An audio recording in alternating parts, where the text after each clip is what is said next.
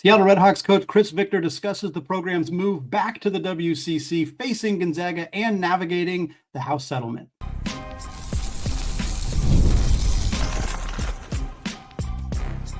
You are Locked On College Basketball, part of the Locked On Podcast Network. Your team every day. What's up, folks, and welcome into the Locked On College Basketball Podcast, a daily national college hoop show, part of the Locked On Podcast Network, your team every day. I am your host, Andy Patton, and you're joining at the place to get your college basketball content every single day. I want to thank all of you for making the show your first listen or your first watch. Remind you that you can check out the show ad-free on Amazon Music. Well, today joined by Coach Chris Victor, entering his fifth season at Seattle University, and now, of course, the first year as the program enters the WCC. Fun conversation here talking about the move to the West Coast Conference, getting a chance to face off against Gonzaga, Washington State, and Oregon State, how this mid-major program has succeeded with retaining quality student athletes despite being in the house settlement, NIL transfer portal era. We got all that and more coming your way here in just a second. Well, thrilled to be joined today by Seattle U head coach Chris Victor, entering his fifth season with the Redhawks, and now, of course, entering their first season as members of the West Coast Conference, or at least first season in about 40 years as members of the West Coast Conference. And, Coach, I got to tell you, I was jealous seeing all the celebration going on campus when July hit and it was official that this team was moving into the WCC. I saw you and the athletic director and some other coaches out at the Space Needle. It just seemed like a lot of fun. What's the kind of vibe around campus and around this program now that this team is back where I believe they've belonged all along, which is in the West Coast Conference? Yeah. Thanks, Andy. A lot of excitement on campus, a lot of excitement in the city, from our current staff and student athletes, but also from a lot of the alumni as well. This is something that I think has been in the part of the vision for Seattle U for a long time. And you're right, this is the conference that this university fits in. Being a West Coast private Jesuit university in Seattle, this is something that we feel like this is where we fit. So to be back in the WCC with not only our history, but our, currently where we're at, it means a lot to everyone here, everyone involved. And yeah, the Space Needle was fun, man. I've never been, we went to the top like, you got to climb through hallways and ladders, and we were all the way up top. So that was a cool experience. And that was a lot of fun.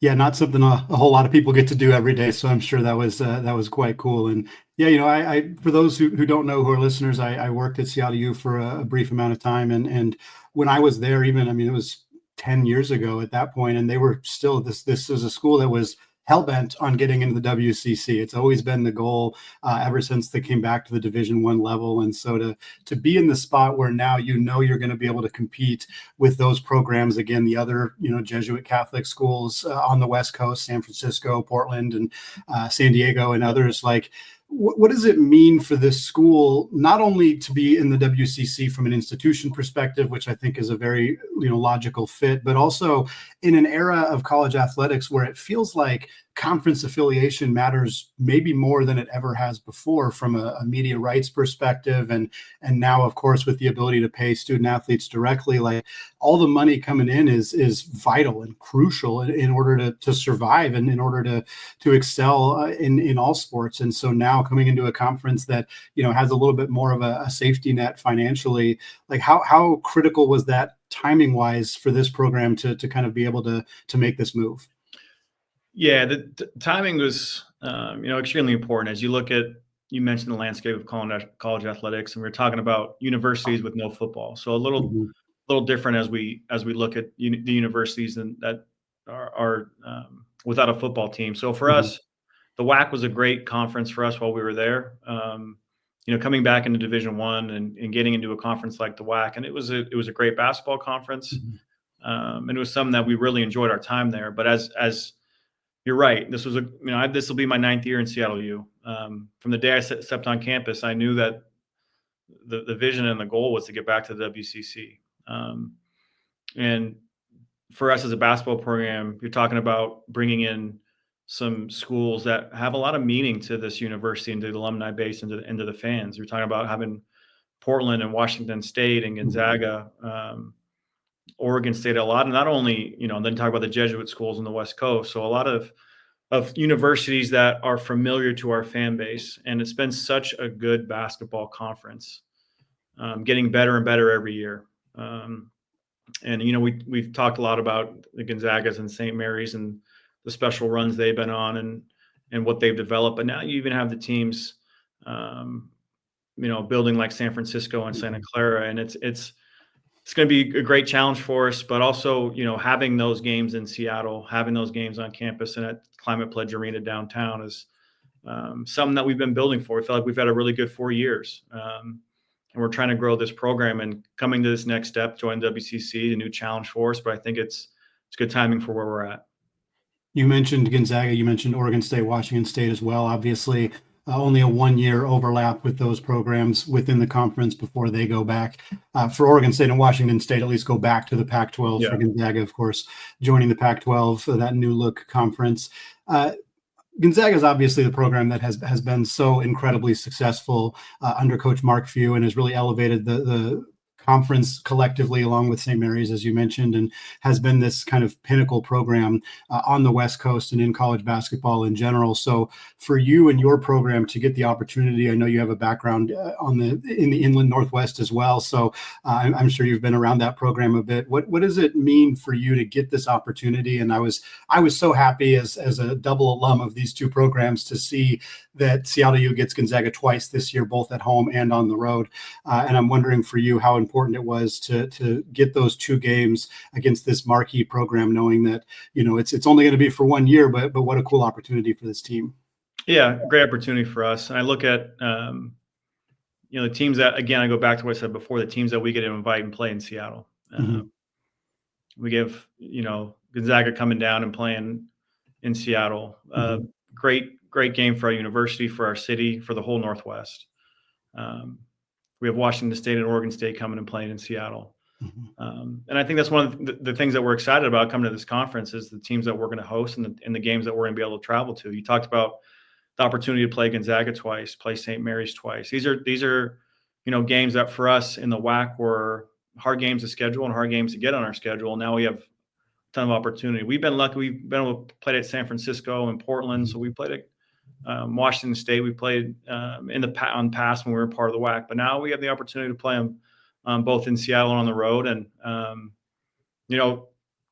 they're exciting games, but we also know what we're walking into, having traveled to Spokane and traveled to Moraga and playing those games in San Francisco and all the places in the WCC. So, but this is a proud fan base at Seattle U with proud alumni. And I know they're very excited for the upcoming year. Well, looking at you mentioned Oregon State and Washington State too as well, and just kind of looking at this conference as you kind of get into it. You've had some games against Portland. You had a couple really good games against San Francisco the last couple of years that have been some of the most exciting kind of mid-major West Coast non-conference games of the season. So are there other teams outside of kind of the obvious ones that you or your program are kind of excited to get an opportunity to compete against year in and year out? Some of these teams that have, as you've said, have been kind of growing and succeeding, like San Francisco and Santa Clara and some others. Is there anybody that kind of stands out to you of like, hey, we're really juiced to get this team twice a year going forward? I mean, it's really the whole conference. And you mentioned Gonzaga and St. Mary's, and I have too, because of the success they've had and the championships they've won and the dominance they've had in that conference, whether it's regular season or in the WCC tournament out in Vegas. But I grew up in the Bay Area. I've been a West Coast guy my whole life, and I'm very familiar with a lot of the conferences. A lot of the schools that are in the conference. So to be able to travel and keep our conference road trips to the same time zone is something that we're excited about.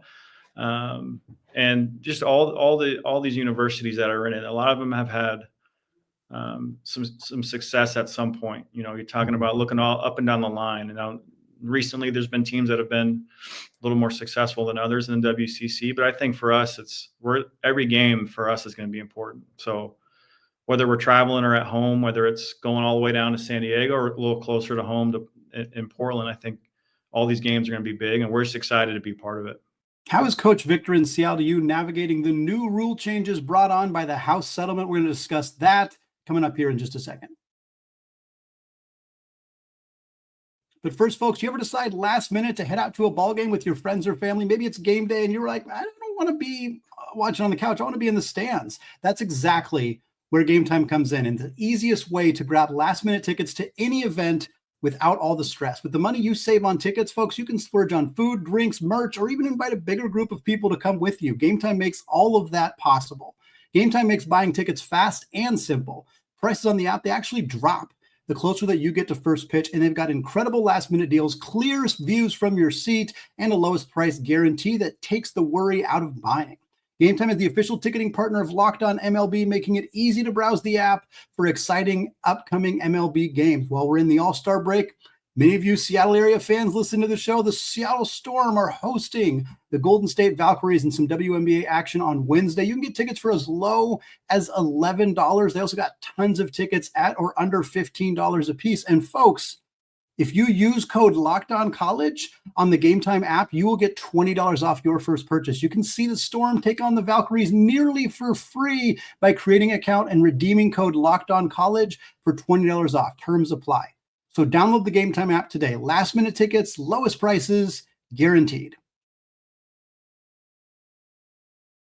I want to switch gears on you a little bit here, Coach, and talk about some of the new changes that we've seen in what has just been a 5-year period of immense change to college athletics with the transfer portal and NIL and conference realignment and everything. And now, of course, about 2 weeks ago, the finalization of the House settlement going into effect and what that means for college athletics. Obviously, the most notable change being the ability for schools to directly pay student athletes and what that means from an NIL perspective and how we're still trying to avoid the pay for play. But, obviously every program having a different ability to be able to pay student athletes directly. And obviously a big impact moving to the WCC where there's potentially more money coming in from media deals and stuff. But are there other things in the early stages of this new era that you and your program are kind of focusing on or trying to do as a response to the House settlement and how that changes the way that you operate as a men's college basketball program?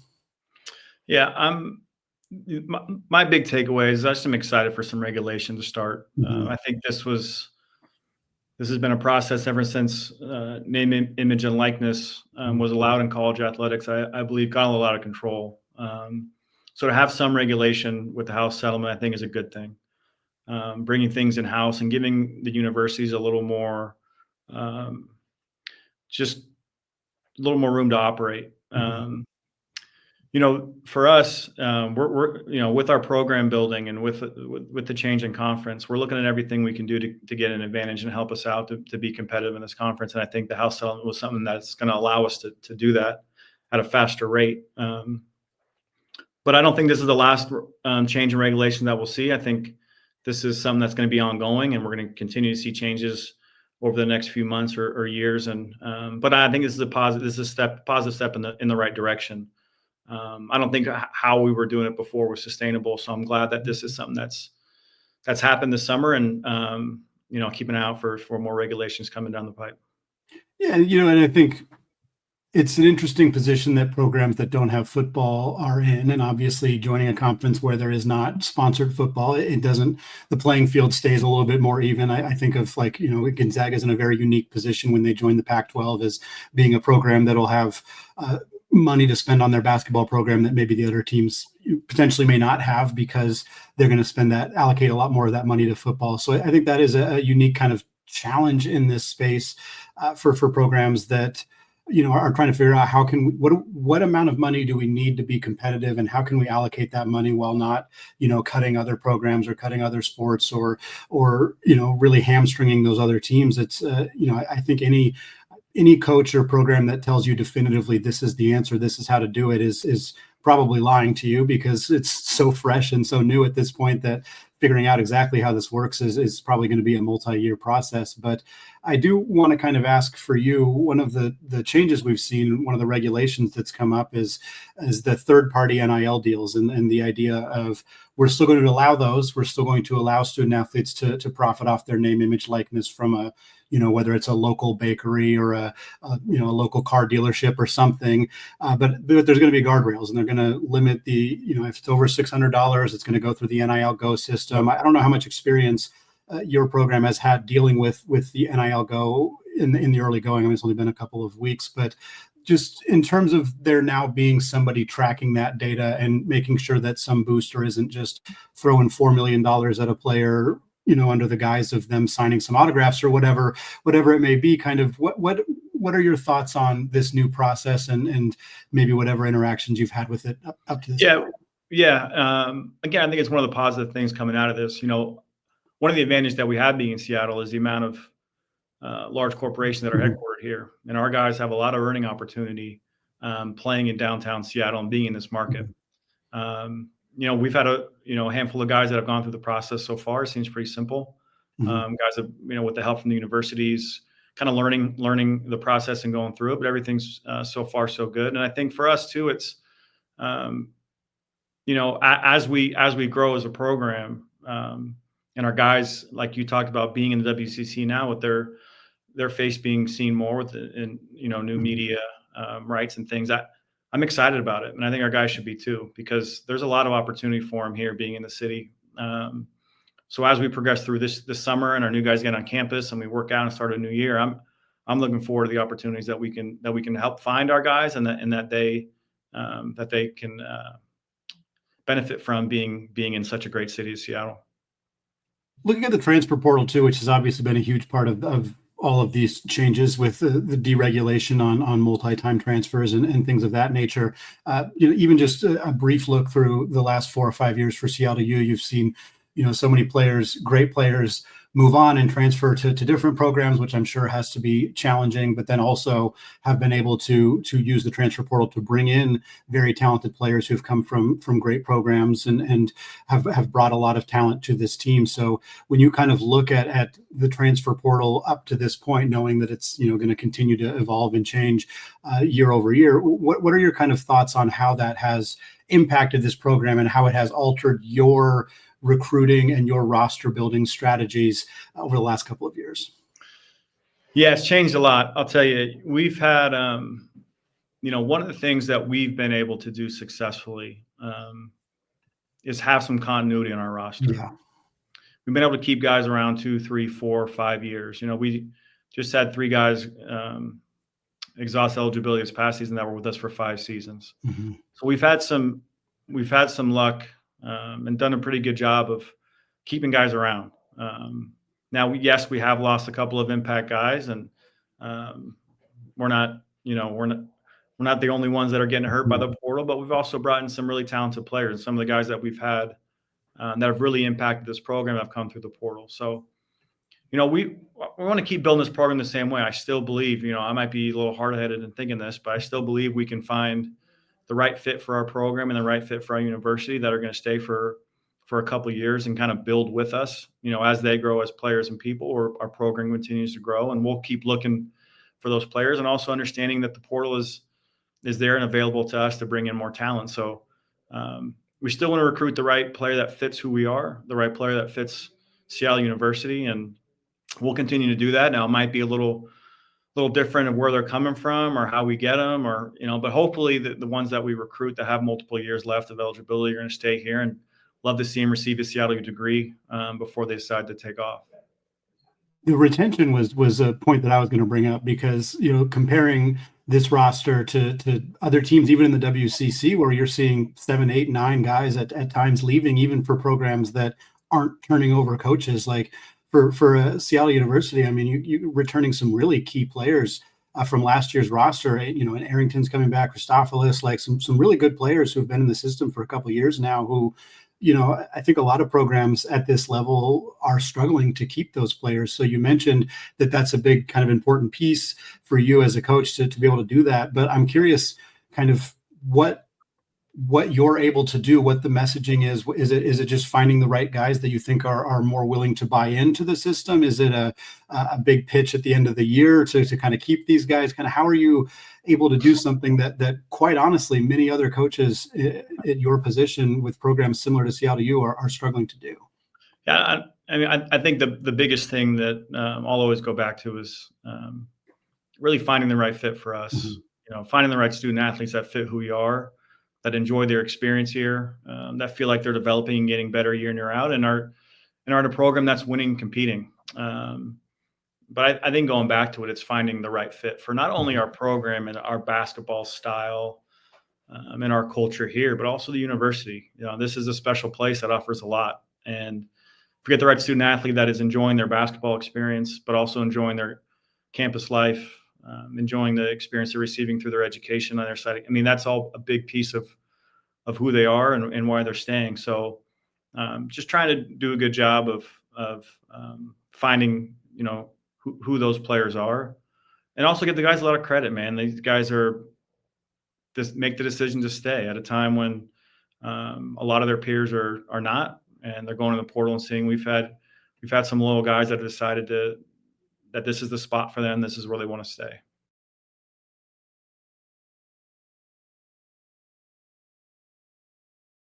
Let's take a look at that transfer portal in terms of what you guys have received in the transfer portal this offseason. A trio of guys from the D1 level coming in from some familiar conferences. You got Jun Seok Yeo, of course, coming over from Gonzaga, coming across the state for his final year of eligibility. You got a couple guys from the WAC in Brock Felder and Austin Maurer. I'm curious just what you've kind of seen from this group of players for the time that they've been on campus working out, and kind of how you envision those players fitting into this program for next season. Yeah, excited about all three of those guys. We'll start with Austin. He's from Medford, Oregon, so a Northwest kid that we were, very familiar with going through high school, recruited him through high school, and didn't get a lot of playing time at GCU his freshman year, but we knew him prior to that. So kind of our relationship before his year at GCU was really what we went off. He's a very versatile player, a great size, athletic for his size, moves well, can shoot, got a lot of tools. So excited to bring Austin in. Brock, being in Southern Utah, we've competed against for the last 2 years, very familiar with him, just being in the same conference in the WAC and playing him twice a year. And he brings some things that we were excited about, just his physicality, his athleticism. So having him and Austin complement each other well in the kind of those interior post positions. And then, Jun with his last year, I know he's, we haven't had Jun on campus as much. He's right now playing for the Korean national team. He's getting ready for the Asia Cup in Saudi Arabia. So he's back with his national team now, but just a very talented player that, for whatever reason at Gonzaga couldn't really crack that lineup that was playing. But I think he's got a lot to show, and he'll have a lot bigger role for us than he's had in the past. And I'm excited to see what he can do because, I know he's looking forward to it and he's looking forward to getting on the court. So guy with a lot of skill and has a lot of success internationally. But hopefully, this year he's ready to step on the stage in college basketball. And like you mentioned, his last year, have a good one. There's a lot of Gonzaga fans who will be rooting for Yeo. I can promise you that. He was a very popular figure in Spokane, even though, as you mentioned, he struggled to kind of carve out playing time. I do want to ask a follow-up question on him because Gonzaga fans never really got to see whether Gonzaga was planning to play him at the 4 or at the 3. I think he could have kind of done both, but often he was playing in garbage time where there wasn't, you couldn't really tell what position he was playing. I'm curious for you guys if you're kind of envisioning him as a hybrid role or if there's a specific spot you kind of see him thriving, because I can see a lot of different. Yeah, I'm still trying to figure that out too. So that's kind of what we're going back and forth is as well. Yeah. His skill set's unique. He's got great size. He play the 4. I think tough matchup, kind of both ways. Shoots the ball so well. Good athleticism. So, yeah, we'll see. We've been talking about that as a staff, and I think it'll take some time, really, even to start the year. Talking about practices in October, but scrimmages and then a few games in November to really see kind of not only where he fits, but with our lineups and our versatility that we have this year with different guys at different spots. Kind of see how it all plays out.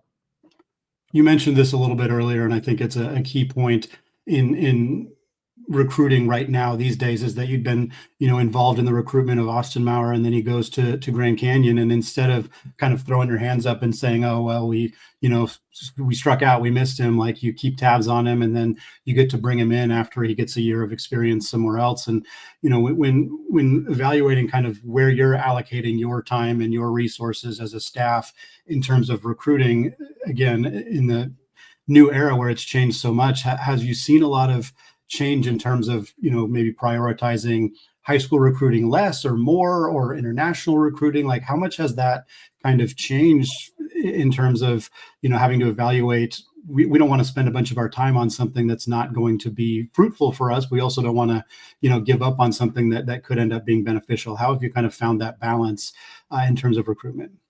Yeah, I think going back to what we talked about earlier, we want to target the kids that are fits for our program and for our university. And once we find that, just trying to develop the relationships. And Austin's a great example. We've had multiple guys that we may not get commitments from the first time around, but as we know nowadays, a high percentage of the guys that you recruited out of high school, whether it's domestic or international, a good percentage are going to transfer. So developing that relationship with guys that we have targeted as potential Redhawks, guys that we know will fit in well, guys that we know we want in our program. I don't think, even if you don't get them on that first run, I don't think it's now, which might have been a waste of time before if you didn't get a recruit initially. Now it's not, because that relationship that you build with the student athlete, with the family, with whoever's part of their circle, there's a chance and opportunity maybe later down the line. So the biggest thing for us is just to target who that is and make sure that we're spending the time on the right people. And if we feel like we found the right people that have a chance to help us win games and elevate this culture and be a great part of this university, then we'll spend some time on it, knowing that this might not work out for us the first time around, but there's possibility in the future we might come back at it again. Last question for you, Coach, here as you get ready for this upcoming season, and of course the major move to the WCC for fans who live in Seattle, whether they're fans of Seattle U specifically or just college basketball fans who maybe are thinking, hey, maybe I should check out a game this year, kind of see what this team's about now that they're in this conference. Like what can they look forward to? Like what are you excited to be able to kind of showcase with this program and this culture and this team as they head into the WCC with some of these exciting matchups that they have on tap this year? Yeah, Seattle's got to come out and support these guys, man. And we've been building the last 4 years, and we've been growing. And now I think one of the things that they'll be excited about is when they look at our schedule, there's a few more recognizable names on there that they can come out to the games and check out. For how tough of a basketball conference the WAC was. There wasn't as many known names, there wasn't as many known universities and teams that were visiting Seattle, and that all changes now in the WCC. So come out and support a local team that's been growing, that's been building. That's now, because of that, be able to join the conference like the WCC. And for us to be successful, we need Seattle behind us in a lot of ways. And one of those ways is to come out and support and be at the games and be in the stands and give us that momentum when we get to host some of these special universities here. Coach, thank you so much for taking the time to come on the show. I always appreciate hearing what you have to say, and I'm really looking forward to what should be an incredibly fun season for this program joining the West Coast Conference. Congratulations again, and thank you for coming on. You got it, Andy. Thanks for having me on. Appreciate it. Good talking with you. All right, folks. Huge thank you to Coach Chris Victor for coming on to the show. That is going to wrap it up for me today here on the show. I want to thank all of you for making the show your first listen or your first watch. And thank all of you who are subscribed on YouTube. If you haven't done so yet, we're getting pretty close to 5,000 subscribers. If you want to be a part of that, just go hit that bell button on the Locked On College Basketball YouTube channel. You'll get notified whenever there is a new show. We got fun stuff coming your way later this week. A couple of guests lined up, some really fun ones coming your way, as well as, of course, myself and Leaf doing a show this week for you all. And then next week, we got some more fun stuff coming your way. As again, we mentioned this, Isaac and I both on vacation, so we're doing some pre-recording to get you some stuff next week. Thanks again, folks. Have a fantastic rest of your day. As always, we want to say apologies to the Lawyer family. Let's go Wild Popes. Cheers to the Mick Bruins. And until next time, peace out.